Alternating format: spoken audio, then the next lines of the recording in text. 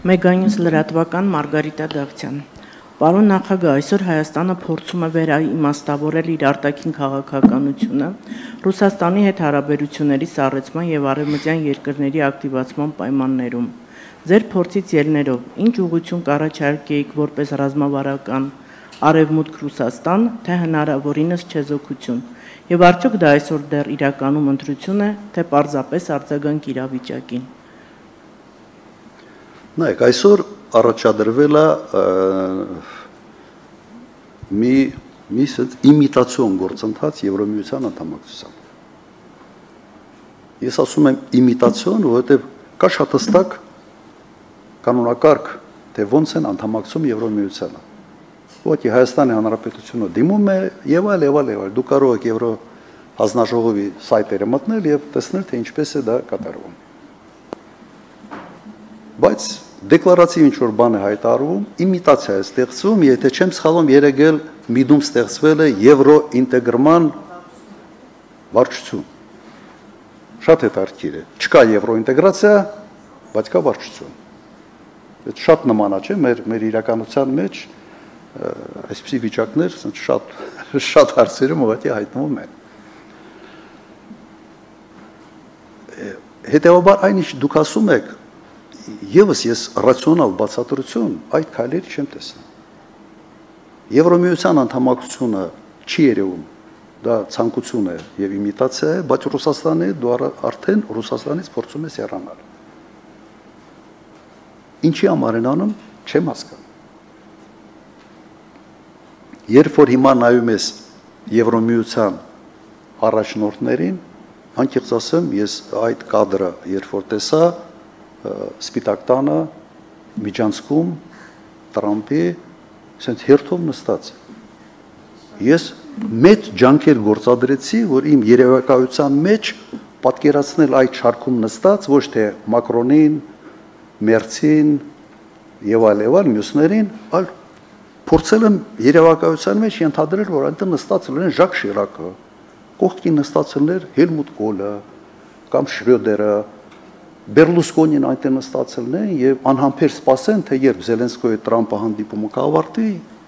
միգուցե իրենց կընդունի թե ոչ։ Սա առաջնորդության լրջագույն ճգնաժամ է Եվրոպայում։ Ես չէ, եթե որևէ մեկը կարող է պատկերացնել, օրինակ Ժակ Շիրակին ընդե նստածել, այսինքն սպասելուց։ Ես կառաջարկեի նաեւ մեր հանրությանը մի քիչ այս խառը աշխարհում այդ աչքերով նայել այն ամեն ինչին, ինչ կատարվում է։ Եվ ուր ենք մենք գնում։ Ինչի են գնում։ Լավ, Ֆրանսիայի նախագահը շաբաթը կարա 3 հայտարարություն անի իրար հակասող։ Վերջում Սարկոզին նախկին նախագահ մի բան արեց, մի հարցազրույց տվեց։ Լսել եք թե չէ, չգիտեմ։ Ինչ ասում։ Ասում հանդիպել եմ նախագահ Մակրոնի հետ։ Ինքը ինձ ասում է խորհուրդ տուր, թե ինչ անեմ այս վիճակում, ինչ որ հարցում։ Ես ցիտում եմ, ասում եմ ես հրաժարվեցի, ասես քեզ խորհուրդ չեմ տալիս, որովհետև ինչ ասում եմ, դու գնում ես ճիշտ հակառակն ես անում։ Հիմա սա է վիճակը։ Իմ կարծիքով ես ձեր հարցի ռացիոնալ պատասխան իսկապես չունեմ, որովհետև ես ինքս չեմ հասկանում, թե այս քաղաքականությունը իրականացնող մարդկանց գլխում ինչ բիոխիմիա է կատարվում։ Այդ բիոխիմիան Հայաստանի շահերի հետ հեչ կապ չունի, ռացիոնալ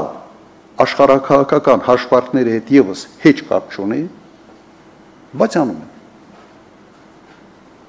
Երևի այսքանը։ Պարոն նախագահ, մի փոքր բան, այդ նկարը հետո ստուգեցին, որից խոսում եք, բաներ, արհեստական բանականությունով էր սարքած, շտկենք։ Լավ, մյուս նկարային բանը շրջանակներ։ Նրանք կա։ Ինքս նստած, սաղ հերթով նստած։ Լավ, Սարկոզին էլ էր բան, արհեստական բանականություն։ Գիտեք, խիա նաև արհեստական բանականությամբ ստեղծված նկարները երբ են այդ լայն տարածում ստանում։ Երբ որ ուղղակի իրականությունն են արտահայտում, միգուցե մի քիչ sense հումորային կոմպոնենտով։ Ես ասեմ չգիտեի օրինակ, բայց ես հավատում եմ, որ դա լրիվ հնարավոր է։ Դրա թայ հասկացա։ Արտաքին քաղաքական հարցեր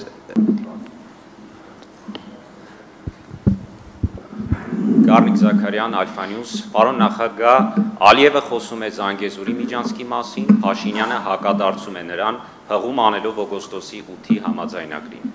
Ինչու Ալիևին չի հակադարձում Միացյալ Նահանգների նախագահ Թրամփը եւ արդյոք նրան սահմանափակում է ՎԿ-ի կարգավիճակը։ Բայց խիպտի նախագահ Թրամփը արձագանքի։ Հիմա մեկը մի բան ասում, մեկը մյուս բան ասում, որ շատ համանեն ասելու երկուսից էլ հիասթափված եմ։ Ինչի եք դուք սպասում, թե Միացյալ Նահանգների նախագահը պետք է արձագանքի։ Ինքսի Հայաստանի տեղը չգիտի։ Եվ ասեմ, Հայաստանը այն նշանակությունը չունի, եթե Միացյալ Նահանգները ունենային Հարավային Կովկասում կենսական շահեր, Հայաստանի անունն էլ չէր շփոթի Ալբանիայի հետ, Ադրբեջանի, Կամբոջայի հետ, ու եւ այլ։ Չի միջամտելու, իրենք ստացել են այն, ինչ իրենց պետք էր, մնացածը այ մարդ գնացեք ինչ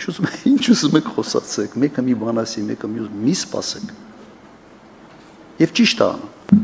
Եվ իդեպ ես տվյալ դեպքում Միացյալ Նահանգների դեմ չեմ։ Իմ ժամանակ մենք շատ արդյունավետ համագործակցել ենք Միացյալ Նահանգների հետ։